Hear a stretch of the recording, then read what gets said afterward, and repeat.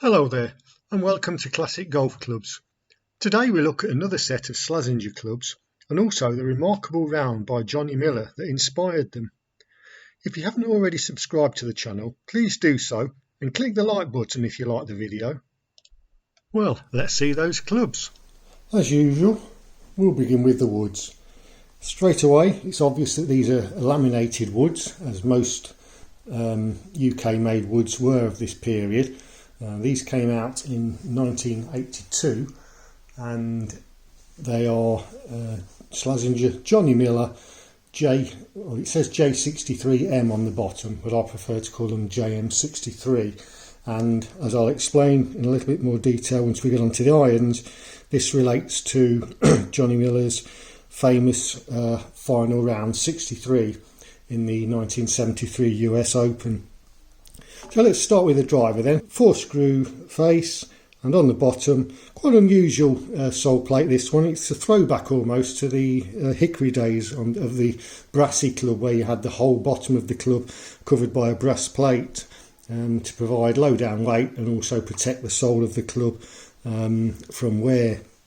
And this is an aluminium one, as you'd expect on a driver. Let's have a quick look at the 5 wood. We have here 1, 3 and 5 wood. Exactly the same design, except on the 3 and the 5 we've got a brass sole plate. Just standard whipping on the club. Probably see the Johnny Miller signature better on that one. Yes, we can. That's good. The shaft is a Slazenger shaft, Johnny Miller J63M regular flex. And the grip on these, in fact on the whole set, the irons and the woods, is a very nice green grip which has survived very well. Very little loss of grip on it. And on the end cap, we can just about make out there underneath the clear plastic insert we've got the Slazenger Panther. So that's the woods covered, and now we'll move on to the irons. And here we've got the irons for the set. These run from 3 iron to 9 iron with pitching wedge and sand iron. I've not put the whole lot on the table here, I've just got the 3, 5, 7 pitching wedge and sand wedge. So let's have a look at these in a bit more detail. If we take the 3 iron there, we've got the Slazenger on the bottom, number 3, Johnny Miller's signature, and J63M. As I mentioned, this is in recognition of Johnny's world famous final round 63 in the 1973 US Open. Looking at the design, it's clear to see that this is one that I've mentioned several times in the past, what we call the reverse muscle back with weighting on the top line, although there's still quite a bit of meat on the bottom of this one as well. And this goes back to the DW brand, which I think I've also mentioned previously. And here's an example of that from the early coated shaft era. And we can see there the DW brand, and again we've got that extra weight at the top, so that design is being carried on. And it's still seen in some clubs even today. Move that one back out of the way. So look, I think now would be a good time just to pause here and look in a bit more depth at what Johnny Miller actually achieved back in 1973, and talk about how he burst upon the scene in 1973 and was pretty much peerless for the next 2 years, particularly his iron play. His iron striking was and still is considered among the best that there's ever been. John Lawrence Miller was born in April 1947 in San Francisco, California. He showed early promise as a golfer when, as an amateur, he tied for 8th place in the US Open, which was held that year at his home club, the Olympic Club. He joined the PGA Tour in 1969, aged 22, and won his first event, the Southern Open, in 1971. The following year, he won the Sea Pines Heritage Classic. A sound player then, but perhaps not one who might have been tipped for great things. Another year down the line, in 1973, however, Miller would make his mark at the US Open at Oakmont. He opened with rounds of 71 level par and a 2 under par 69 to put him tied third on 2 under par. His third round saw him slip back into a four-way tie for 13th after a 5 over par round of 76 left him 6 shots adrift and looking like an also-ran. Miller's final round, however, was something extraordinary and entered US Open history. He began with 4 straight birdies. This was followed by 3 pars before a lapse on the long par 3/8 where he 3-putted from 30 feet. His response to this setback was almost as dramatic as his start to the round, as he birdied 4 of the next 5 holes to be 7 under for his round after 13 holes. He managed 1 more birdie in the next 4 holes and then had a chance to birdie the 18th from 20 feet, but the putt licked out. His 63 is rightly recognised as one of the greatest rounds ever played, not just a low score, but the winning score in the final round of a major. He hit every green in regulation and needed only 29 putts. This table of the final placings is interesting for a couple of points. First, it shows the dominance of American golf at the time, and secondly, it shows the relative small figure for the final prize money. The Kemper Open, held the same year, had a first prize of $40,000. Johnny Miller signed with Slazenger around 1975. This advert appeared in Golf World in March of that year. The first set of irons followed soon after and are described as having a fairly long blade with weight concentrated on the sole and toe, and also having a stainless steel ferrule so as not to distract the eye of the golfer. The Mark II followed soon after, and this advert from August 1976 shows the Mark II irons as well as the woods. This model is probably the most commonly encountered on eBay sites and similar. The Californian model was a more traditional looking blade, and this first appeared in 1979. It's also quite an easy one to find on eBay sites and the like. That brings us to the JM63. These were released in 1982, as this article from Golf World magazine in April of that year shows. Why they should wait 9 years before trying to cash in on the wonderful 63 round is a bit of a mystery. The irons that Johnny Miller used for that fateful 63 round were a set of 1945 Tommy Armour 915Ts 2-7 and 1972 Tawny Custom 8 pitching wedge.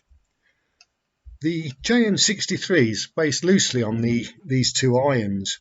Well, it's noticeable that it has quite a flatter sole compared to the 915T, which has a more gentle curve from heel to toe. At its introduction in 1982, the JM63 was one of Slazenger's higher-end offerings, but perhaps because of the timing of its introduction or the fact that it already appeared out of date, it didn't sell at all well and very soon appeared in the cut price sections of golf magazines. That completes the background of the clubs. Time now to get back to finishing off reviewing the set that we've got on the table. So coming back to the irons then, these are a little bit of an enigma for me. I've never quite been able to work out whether they were produced in the UK or America. If we look on the hosel there, it's stamped USA. Yeah, I've mentioned these clubs on American internet forums and I've not had any reply, anybody that recognises the head. So whether that was just something that was put on when they were produced in the UK, I'm not sure. The heads themselves, pretty much standard looking heads, frosted face. The ferrule is a plain black ferrule. Shaft losing a little bit of chrome in places, still perfectly playable. And as we've already seen on the woods, the Johnny Miller shaft band and the same very hard-wearing, well not hard-wearing, but long-lasting green grips, which again is something I've never seen on other Slazenger clubs of this time. So, as I say, a little bit of an enigma. Pitching wedge follows the same design. Sand wedges is often the case. More of a true blade sort style, although it does have a heck of a sole on it, and it's got a good weight to it too. There's some progression in the sole of the clubs as we go through the set, gradually getting thicker and thicker, as is often the case. A nice design feature as well. So that pretty much covers the irons, and let's now have a look at the putter that we've got to go with these. For his US Open winning round, Johnny Miller actually used a bullseye putter. I've gone with a Slazenger Johnny Miller putter. I don't think this came out with these irons. It probably was with one of the earlier Johnny Miller clubs produced by Slazenger. It's a typical flanged blade. Not one of my favourites, I have to admit. I don't know why. Just doesn't seem to, at least I've never had a good round putting with it. It's a very nice finish though, bright. It looks like a chrome finish again. We've got a little bit of what looks like water penetration under the chrome plating there.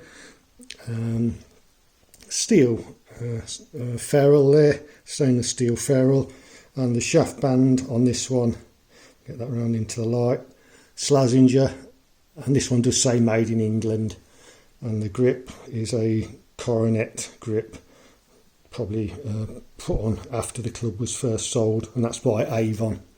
So there we go, that's the putter. It's now time for me to get out on the course and embarrass myself with the clubs.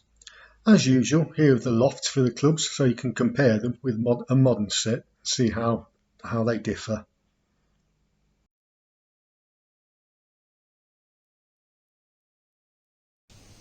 Starting on a par 5 today, out of bounds all down the right, which I need to be aware of, and I overcompensate and hook it onto the next hole into the greenside bunker. I quickly splash out back onto our hole, and then I play a 5 iron, which I catch reasonably well and hit it about 160 yards, which leaves me with 140 to go, and I take a 7 iron.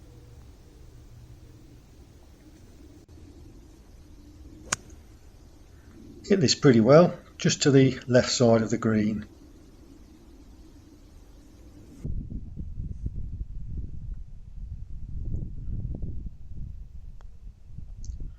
First putt, not bad, a little bit on the firm side, but I should be able to make the bogey, and indeed I do tap in for the bogey. The next hole's a par 3 into the wind, and I'm hitting a 6 iron to the front flag. Ouch! Caught that high on the face, and it was a high ball with 0 distance. Left me this tricky little pitch shot.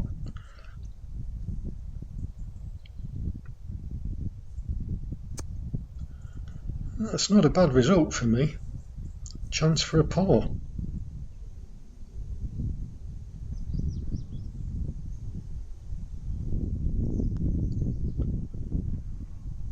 What a pity the putt was so weak. Tapping bogey.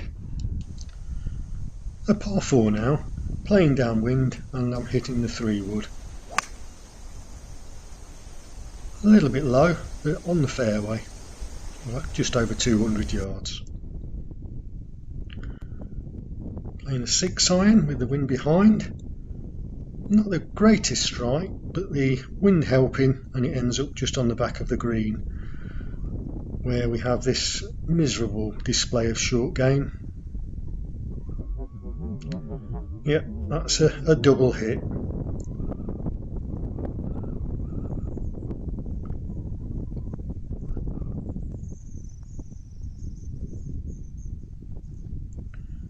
I then compound that with a woefully weak putt and missing the next one. So that's 4 from just off the green for a double bogey 6. There's rain coming in now, so I made this my last hole. Pushed the driver a little bit into the rough on the right, about 200 yards, and just trying to fade a shot out, but hit it right out of the toe, and it went about 120 yards. Proof that I hit it out the toe? Certainly did. So that's left me about 140, and I'm hitting 6 iron again. Another less than perfect strike, and it finishes up in the front left bunker. Splash it out, not quite hard enough, and I finish on the fringe. Another little delicate chip. Oof, another double hit. Does get some way onto the green though.